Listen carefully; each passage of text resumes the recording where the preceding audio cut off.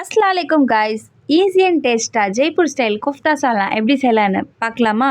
நான் 10 ஆனியன் எடுத்திருக்கேன், பெரிய பெரிய ஆனியன். அது டீப் ஃப்ரை பண்ணி எடுத்துக்கலாம். நல்லா பொன்னிறமாக வர வரைக்கும் நல்லா வறுத்து இந்த மாதிரி வச்சுக்கலாம். ஆனியன்லேயே கொஞ்சமாக எடுத்து நம்ம கோஃப்தா சாஃப்ட் ஆகிறதுக்கான மசாலாஸ்லாம் ரெடி பண்ணிடலாம்.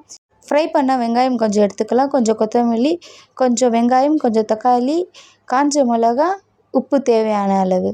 ஃபைன் பேஸ்ட்டாக நல்லா அரைச்சிக்கலாம். அரைக்கிறதுக்கு முன்னாடி கரம் மசாலா ஆட் பண்ணிக்கலாம், வீட்டு மிளகாத்தூள் ஆட் பண்ணிக்கலாம், அப்புறம் 1 ஸ்பூன் தயிர் ஆட் பண்ணிக்கலாம். நல்லா தண்ணி போடாமல் ஃபைன் பேஸ்ட்டாக இந்த மாதிரி அரைச்சிக்கலாம். கீமாவையும் நல்லா நைஸாக அரைச்சிக்கலாம், நல்லா பேஸ்ட் மாதிரி தண்ணி போடாமல். அதுக்கப்புறம் நம்ம அரைச்சி வச்சுருந்த பேஸ்ட்டை நல்லா மிக்ஸ் பண்ணிக்கலாம். வறுத்த கடலையும் நல்லா நைஸாக அரைச்சிக்கலாம். ரொம்ப சேர்த்தா கோஃப்தா சாஃப்டாக இருக்காது. கீமாவோட மசாலா நல்லா சேர்கிற மாதிரி கலந்து விட்டுக்கலாம் கையிலேயே. அதுக்கப்புறம் இது கிரேவிக்காக பேஸ்ட்டாக அரைச்சிக்கலாம். ஃப்ரை பண்ண ஆனியன், ஒரு பச்சை மிளகா, தயிர் தான் ஆட் பண்ணுறோம். நல்லா பீட் பண்ணி வச்சுருக்க தயிர். டேஸ்ட்டுக்காக முந்திரி, பாதாம் எல்லாமே பேஸ்ட்டாக அரைச்சிக்கலாம். நம்ம கீமா வச்சுருக்கோம்ல, அது உருண்டை பண்ணி வச்சுக்கலாம். 1 by 1 டீப் ஃப்ரை பண்ணி எடுத்துக்கலாம்.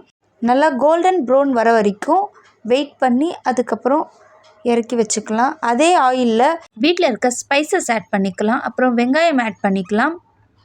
நல்லா வெங்காயம் கோல்டன் ப்ரௌன் வர வரைக்கும் நல்லா வதக்கி விட்டுடலாம். இந்த மாதிரி கோல்டன் ப்ரௌன் வந்த உடனே இஞ்சி பூண்டு பேஸ்ட் ஆட் பண்ணிக்கலாம்.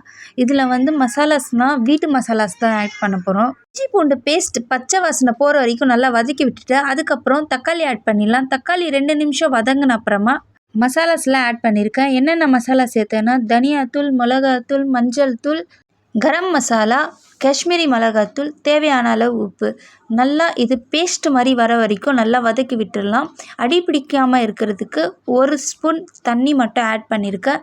இந்த மாதிரி எண்ணெய் பிரிஞ்சு வர வரைக்கும் வெயிட் பண்ணிவிட்டு அதுக்கப்புறம் நம்ம அரைச்சி வச்சுருந்த பேஸ்ட்டை நல்லா கொஞ்சமாக தண்ணி ஆட் பண்ணிவிட்டு நல்லா பச்சை வாசனை போகிற வரைக்கும் நல்லா வதக்கி விட்டுடலாம். அடி பிடிக்காமல் வதக்கணும். அது எண்ணெய் பிரிஞ்சு வர மாதிரி வதக்கி விட்டுறணும். இந்த மாதிரி எண்ணெய் பிரிஞ்சு வரணும், நல்லா பேஸ்ட் மாதிரி ஆகணும்.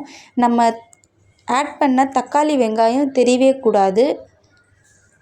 அதுக்கப்புறம் நம்ம கிரேவிக்கு தேவையான அளவு தண்ணி ஆட் பண்ணிவிட்டு ஒரு 10 மினிட்ஸ் நல்லா கொதிக்க விட்டுடணும். கிரேவி நல்லா கொதித்து வந்த அப்புறமா நம்ம ஃப்ரை பண்ணி வச்சுருந்த கோஃப்தாவை 1 by 1 ஆட் பண்ணி 10 மினிட்ஸ் மீடியம் ஃப்ளேமில் வச்சு கொத்தமல்லி போட்டு இறக்கிடலாம். டேஸ்டான ஈஸியான ஜெய்ப்பூர் ஸ்டைல் கோஃப்தா சால்லாம் ரெடி. இந்த வீடியோ உங்களுக்கு பிடிச்சிருந்துச்சுன்னா லைக் பண்ணுங்கள், ஷேர் பண்ணுங்கள், கமெண்ட் பண்ணுங்கள். மறக்காமல் சல்மாஸ் vlog சப்ஸ்கிரைப் பண்ணுங்கள். வீட்டில் நீங்களும் கண்டிப்பாக ட்ரை பண்ணி பாருங்கள் எப்படி வருதுன்னு சொல்லி கமெண்ட்டில் ஷேர் பண்ணுங்கள்.